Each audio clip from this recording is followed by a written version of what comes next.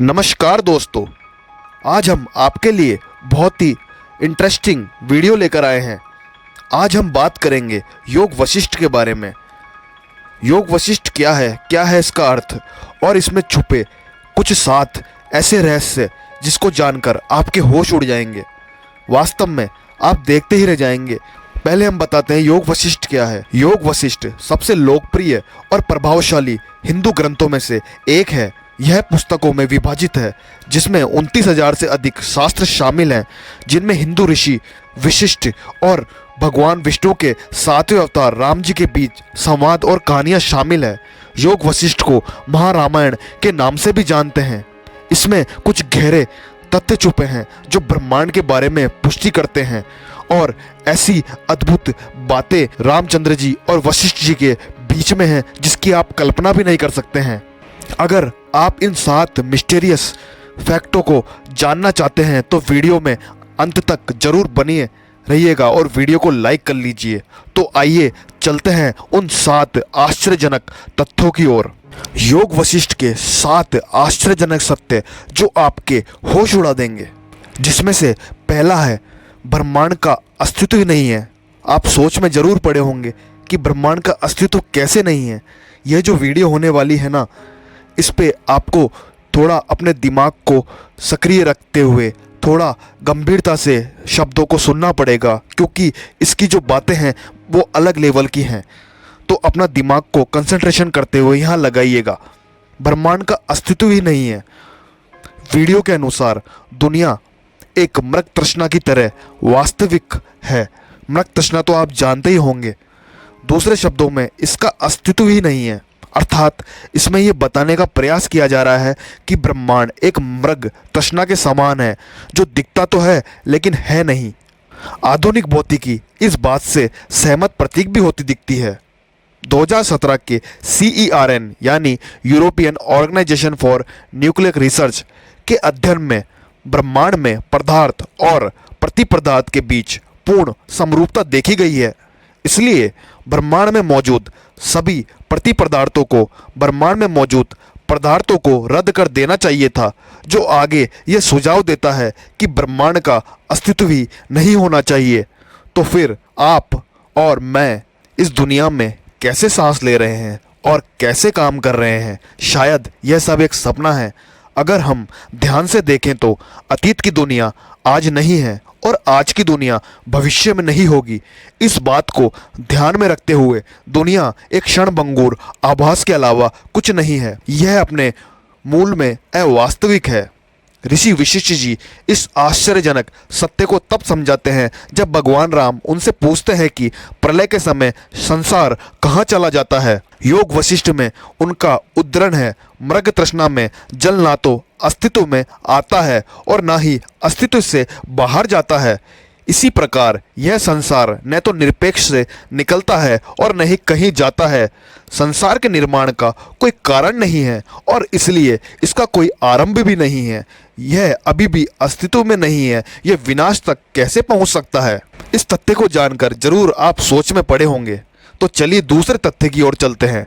संसार मन द्वारा निर्मित है ना अद्भुत? हमारा मन अपनी दुनिया बनाने की शक्ति रखता है। योग वशिष्ठ मन की शक्ति को प्रकट करते हुए कहते हैं कि मन ही संसार का निर्माता है, मन ही सर्वोच्च व्यक्ति है। मन द्वारा किया गया कार्य कर्म है और शरीर द्वारा किया गया कार्य कर्म नहीं है। दूसरे शब्दों में कहें तो कर्म का स्वागत करें। कर्म क्रिया का प्रभाव विचारों से बनता है, शरीर की क्रियाओं से नहीं बनता। योग वशिष्ठ ग्रंथ में आगे कहा गया है, जो कुछ भी किसी की चेतना में प्रकट होता है, जो अस्तित्व में आता प्रतीत होता है, वह स्थापित हो जाता है और फल भी देता है।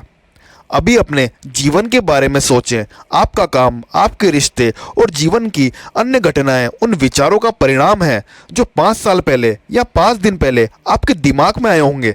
आपके जीवन और मन के बीच सीधा संबंध कुछ मामलों में स्पष्ट होगा और कुछ में कम स्पष्ट होगा, लेकिन सच्चाई यही है। आप अपना जीवन बनाते हैं। आप कई जन्मों के विचारों के साथ ऐसा कर रहे हैं। विचार ही वस्तु है। एक जन्म दूसरे को प्रभावित करता है। वीडियो की श्रृंखला को जारी रखते हुए हम तीसरे पॉइंट पर चलते हैं। समय निरपेक्ष नहीं है। आइंस्टीन के सापेक्षता के सिद्धांत के अनुसार समय पर्यवेक्षक के सापेक्ष होता है, इसलिए एक पर्यवेक्षक के लिए एक विशेष समय पर होने वाली घटनाएं दूसरे पर्यवेक्षक के लिए अलग समय पर हो सकती है। उदाहरण के लिए पृथ्वी पर एक पर्यवेक्षक के लिए दूसरे ग्रह पर समय धीरे धीरे चल रहा है। ऋषि वशिष्ठ ने इस आश्चर्यजनक सिद्धांत को एक कहानी के माध्यम से समझाया, जिसमें ज्ञान की देवी सरस्वती एक रानी को उसके पिछले जन्मों के बारे में बताती है।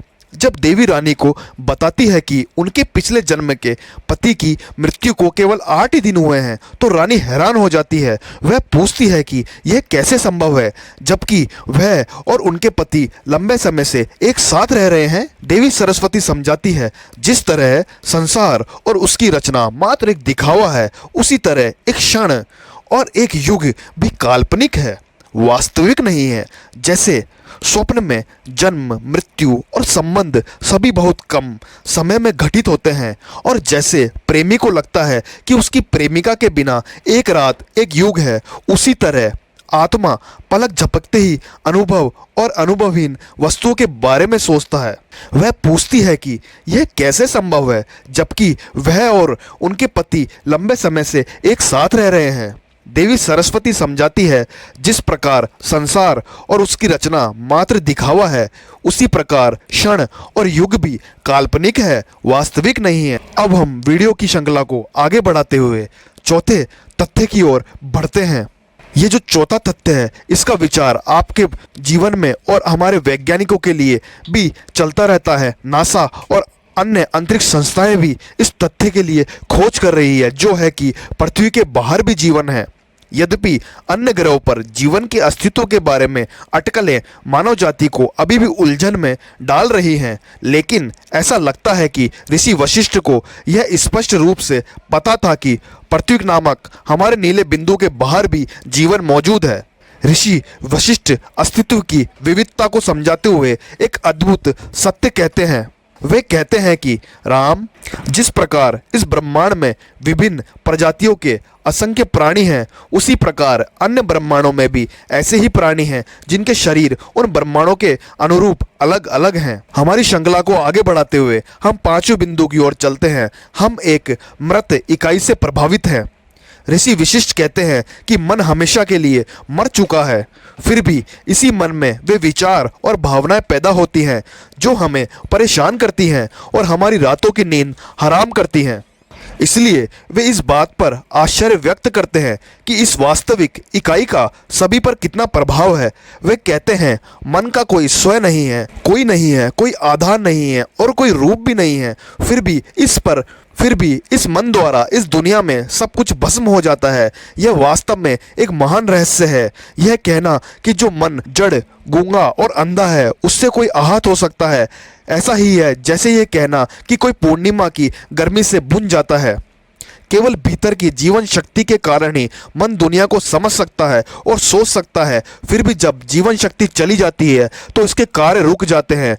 बिना किसी रूप के अपने अस्तित्व के लिए किसी स्थायी और स्वतंत्र सहारे के बिना मन लगभग मृत हो जाता है। अगर अभी तक आपने वीडियो लाइक नहीं किया तो वीडियो को लाइक कर लें और आगे बढ़ें अपने छठे बिंदु की ओर। यदि आप मन की वास्तविक प्रकृति को नहीं समझते तो आप भय से घिरे रहेंगे। हमारे दुख हमारे मन की उपज है। बहुत कम लोग इस बात को समझते हैं कि मन दुनिया को उसकी सही तस्वीर में देखने में असमर्थ है। इसके बजाय हम अपने मन की अदूरदर्शी धारणाओं पर बहुत जल्दी भरोसा कर लेते हैं। इससे हमारी आत्मा भय से अधिक पीड़ित हो जाती है। यह भय हमें अपने परिवार के सदस्यों और दोस्तों पर भरोसा नहीं करने देता।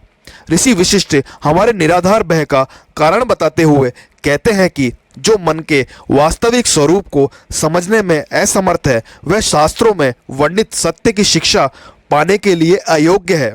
ऐसा मन भय से भरा हुआ है। वह वीणा की मधुर ध्वनि से डरता है, यहाँ तक कि सोए हुए संबंधी से भी डरता है। किसी के चिल्लाने की आवाज़ सुनकर भी वह डर जाता है और उस स्थान से भाग जाता है। अज्ञानी मनुष्य अपने ही मोहग्रस्त मन के द्वारा पूरी तरह से वश में हो जाता है। सातवां बिंदु, ईश्वरीय विधान या भाग्य जैसी कोई चीज नहीं होती।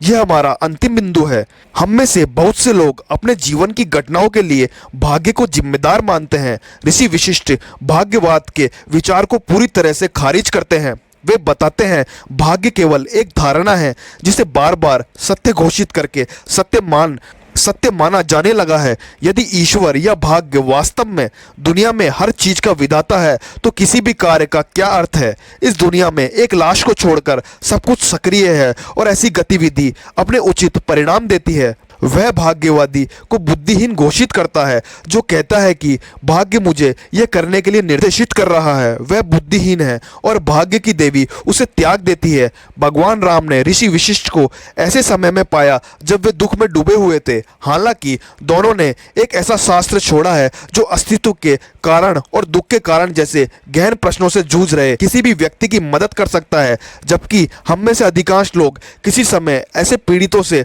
पीड़ित रहे हैं, हमने उन्हें कभी उत्तर न मिलने से डर से किनारे कर दिया है। योग वशिष्ठ के साथ आप उत्तर पा सकते हैं, हालांकि उत्तर आपके दिमाग को भ्रम में डाल देंगे और आपके द्वारा सोची गई हर बात को गलत साबित कर देंगे। जब भगवान राम को अस्तित्व की निरर्थकता और उसके साथ आने वाले दुख का एहसास होता है तो वे दुख से ग्रसित हो जाते हैं। जब वे ऋषि वशिष्ठ की शरण लेते हैं तो प्रबुद्ध ऋषि उन्हें दोनों के बीच एक संवाद के माध्यम से सत्य के शिखर तक ले जाते हैं, जिसे बाद में योग वशिष्ठ नामक ग्रंथ में कैद कर लिया गया है। गहरी कहानियों के साथ यह कालातीत संवाद एक अस्तित्व के बारे में आश्चर्यजनक सत्य सामने लाता है और भगवान राम के दुख को नष्ट करता है। इस प्रकार ग्रंथ में उजागर किए गए हमने आपको सत्य बता दिए गए हैं। अगर आपको यह वीडियो अच्छा लगे तो इसको लाइक करें, चैनल को सब्सक्राइब करें और इतनी अद्भुत बातें अपने दोस्तों के साथ शेयर करना ना भूलें। धन्यवाद।